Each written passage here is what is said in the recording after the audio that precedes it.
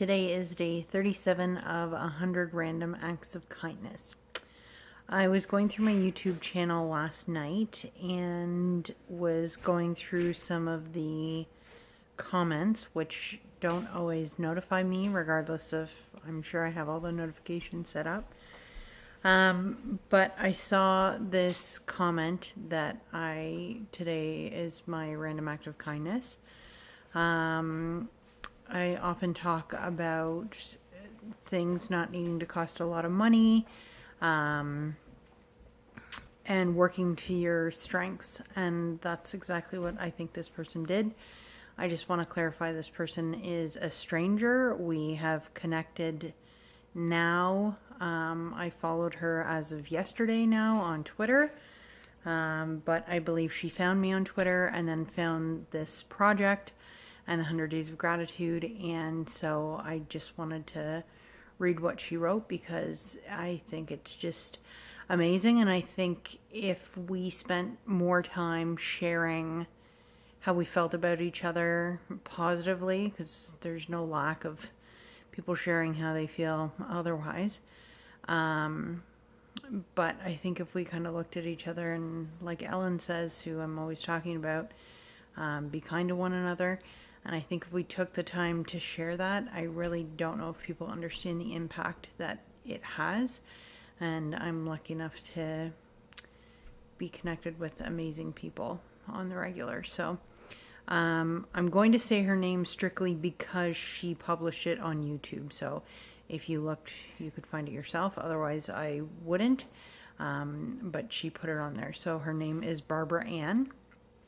And this is just a beautiful message. I'm going to have to look at the screen because I obviously have not memorized it. So it says, "Hi, Katie. I've been following you on here and Twitter for a few months now. I find your situation heart-wrenchingly awful, but your attitude is astonishing and refreshing in its honesty." I do appreciate that comment about honesty because I do get sometimes that I'm being negative rather than being honest. And I really try not to be negative. Not that that's not okay. I mean, Greg, if you're going through this, be as negative as you want. But for me, being negative isn't helpful. It's much better for me to lead with a positive foot. And to be clear, I never want anybody to think that that means slapping a smile on your face, because I can be exceptionally positive without faking it, kind of thing. So again, I just appreciate that she appreciates my honesty, because I know sometimes people think that I should just keep my mouth shut about some of the things that I go through, and I don't think that that's helping anybody. So she finds my attitude astonishing and my honesty refreshing. I respect your attitude to life, and even more so maybe death. You often comment about how lucky you feel to have so many special people around you and how amazing your husband is. I do genuinely feel that. I'm not surprised at all that you're surrounded by such love. You're the kind of person who feels good to be around, even just online in my case. And so it makes perfect sense to me that lovely people want to be close to you. That is a legit warm up from the inside hearing that. That is a very lovely thing to say. I can't express how much I hope that this current trial results in a positive outcome for you. Also, so thoughtful. This is one of those things Keith and I were just talking about it tonight, about this new trial, and these trials are just crazy. Like, you can't have anything, you can't have a proper concept of something unless you go through it. And I've said this before, my last trial was a phase 3, so I was kind of confirming data, whereas this is a stage 1, so I'm creating data. And just, I feel this, is this normal? You have no reference really.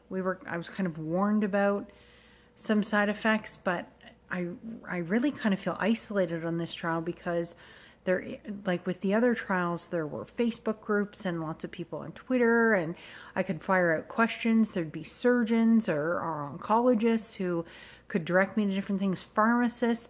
Whereas with this one, I kind of have the breakdown of the trial that you can access online, and the little kind of consent form package that you get from the hospital, but I have not found anybody else who's been on this trial, and that is exceptionally isolating. So to my point about how crazy this is, but then to Barbara Ann's point about that she hopes that this trial goes well for me, really means a lot, because if this doesn't work, we're looking at chemo, and I've been in chemo before, and it's pretty rough.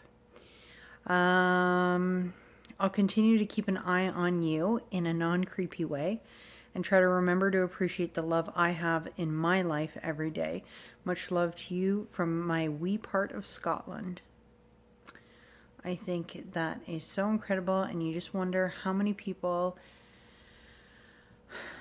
do you interact with every day where you take the time to share your gratitude, or you leave a comment like this, or you send them something if you know them well enough to know their address, or whatever it is. And I try to do it, but I never feel like I do it enough.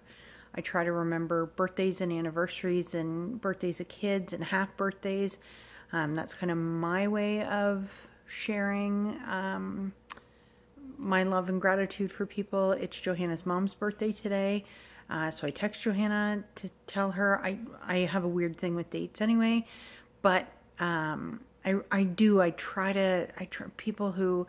on Twitter who I'll never meet, who are going through this or that, trying to send them messages just saying, I get it, I'm sorry, I'm sending love, how's this, what's the update here? Just having that connection, and also the thank you and the gratitude goes so far. And the amount of people who have thanked me for me thanking them for something, it's so contagious. I think you've seen the 100 Days of Katie. It's exceptionally contagious. Some of the things that I watch of people talking about me, where I just don't understand how people have this view of me that is so lovely, because I don't know. I think it's easier sometimes. I've worked a lot about that in the last month or so, when somebody says, tell me about yourself, and then I'll answer in 1 or 2 sentences, and then they'll say, what would your family say, or your husband say, or your friends say? And the answers are always pretty different, because it's hard to talk about yourself and say, oh, I'm so great, and I'm this, and I'm that. But when you think of it from the perspective of what somebody else has said about you, it's often different. And just seeing those videos is pretty cool to hear those things, because I don't necessarily think the way that others see me. But nonetheless, so this message from Barbara Ann will definitely stick with me. And the fact that she's in Scotland, how cool is that? I just think that's amazing. The fact that she is so far away, and Scotland's one of those ones we haven't been to. We've been lucky enough to travel quite a bit, but haven't been there. Keith's background is Scottish, actually, his mom's side. So it's always been on our list, but right now, I don't know. It's impossible to know what we'll be able to do in the future. Maybe Keith will go after I'm gone and maybe he'll be able to meet Barbara Ann. How cool would that be? Anyway, I'll talk to you tomorrow. Busy day tomorrow, but good busy.